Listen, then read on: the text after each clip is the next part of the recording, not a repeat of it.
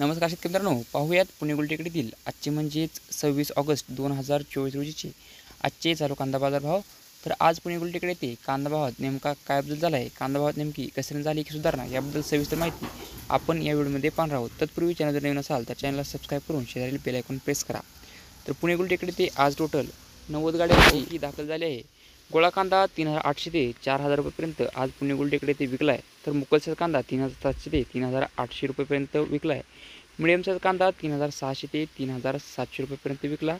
तर गुलटे कांदा 3000 ते 3400 रुपयेपर्यंत आज पुणे गुलटेकडे ते विकला आहे। चिगडी कांदा 2500 ते 3000 रुपयेपर्यंत विकला।